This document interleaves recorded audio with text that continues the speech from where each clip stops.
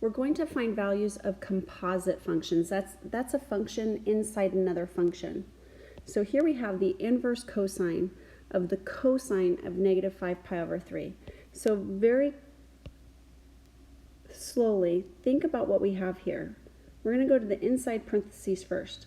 The cosine of an angle is equal to a ratio. So this is a ratio. So whatever that ratio is, we're going to put that ratio into the inverse cosine, and that's going to give us out an angle. Okay, so this yellow part is going to result in a ratio. That ratio is going to be the input into your inverse cosine, which is perfect, and then you get out of your inverse trig functions an angle. So let's start first by finding out what that ratio is. So this is where I'm going to go back a few lessons here. Negative 5 pi over 3 is going to be this angle right here.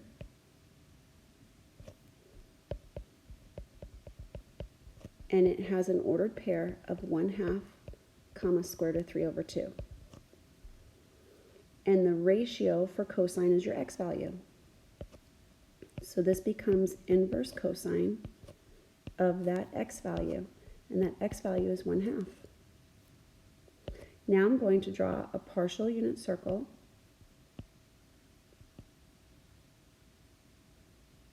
going from 0 to pi.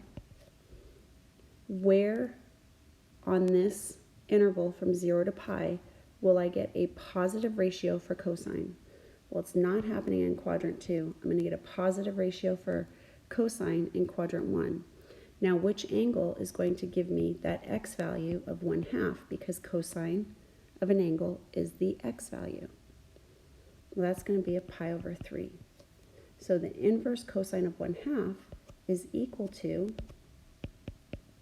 pi over 3. So that's our answer, pi over 3. So they're like puzzles.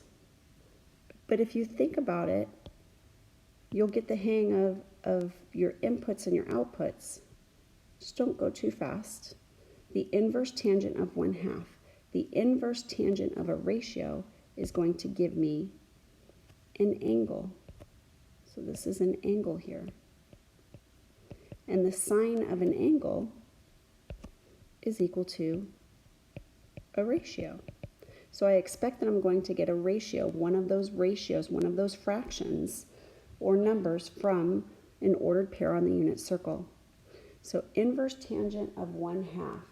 Inverse tangent of 1/2. This is interesting because the inverse tangent of 1/2, that's not on the unit circle. So the inverse tangent of 1/2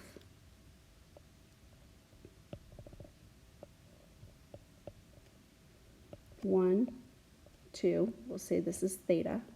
That's our angle, theta. Our hypotenuse will be the square root of 5, 2 squared plus 1 squared, and then take the square root of that. And the sine of this angle is opposite over hypotenuse. So we will get 1 over the square root of 5 or the square root of 5 over 5. So if it doesn't have a unit circle ratio for your trig function, you can always draw your triangle. Now, how did I know that this was all positive? Well, the inverse tangent is this partial unit circle. A positive ratio is going to exclude this portion, so we know that we're in quadrant 1. And the sine of an angle in quadrant 1 is going to be a positive ratio. Now, how did I know that the inverse tangent of 1/2 wasn't a unit circle value? Well, I've done enough of these problems, and I know my unit circle that I know that I've got 1/2 square root of 3 over 2. Tangent's going to be square root of 3 over 1. If I reverse these, Tangent will be 1 over the square root of 3, which I can rationalize to be square root of 3 over 3. Another ordered pair is 1 over the square root of 2, or square root of 2 over 2, comma square root of 2 over 2. Well, y over x is 1, not 1/2. Then I've got my 0, 1 and my 1, 0. Well, 1 over 0 is going to give me an undefined value for tangent, and 0 over 1 will give me a trig ratio of 0. There is no 1/2. Here I have 0, here I have undefined, here I have 1, so this would be inverse tangent of 1. This would be the inverse tangent of 1 over the square root of 3. This would be inverse tangent of square root of 3 over 1. So I don't have a 1/2. So just knowing your ordered pairs and knowing that for tangent you can't get a 1/2, you have to draw your triangle. Figure out what your hypotenuse is, and then use your right triangle trigonometry to find the ratio for sine. Here's another good one that's going to demonstrate that. We've got inverse sine of negative 1/3. So I'm going to come over here. This right here is a ratio. So sorry, that right there is an angle. Inverse sine of, I was skipping to the final part, inverse sine of negative 1/3, that's an angle. And the cosine of an angle is a ratio. See, even when you get used to knowing what you're doing, you have to slow yourself down so that you don't skip a step or two ahead. So the cosine of an angle is a ratio. Well, we need to figure out what this angle is. Well,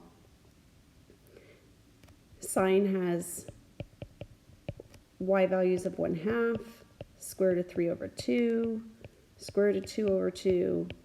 It's got a y value of 0. It's got a y value of 1. I think those are all the ordered pair situations that we could have. There's no 1/3 for sine. So knowing that, I go right to my triangle.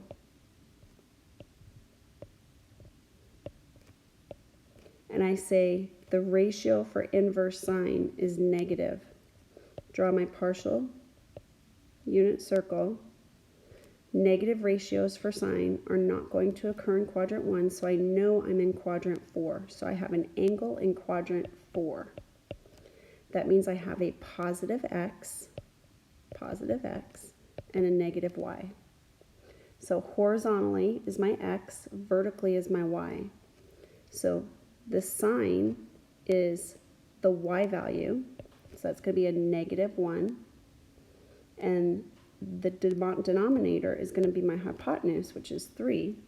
So I'm going to be able to go backwards and say that this side right here is going to be the square root of 9 minus 1, which is your square root of 8.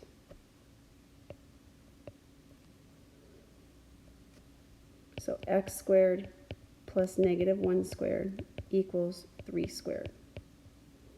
So x squared will equal 9 minus 1, because this is negative 1 times negative 1 is positive 1, which is 8, and then you square root both sides and you get the square root of 8, and we know that x is positive because we're in quadrant 4. So the cosine of this angle theta, that we never really need to know what that angle is because we're just using the ratios of the side lengths. The cosine of this angle is going to be the adjacent side,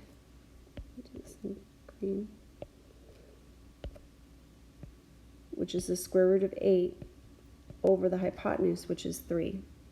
And the cosine of an angle in quadrant 4 is indeed positive. So there's our answer, square root of 8 over 3.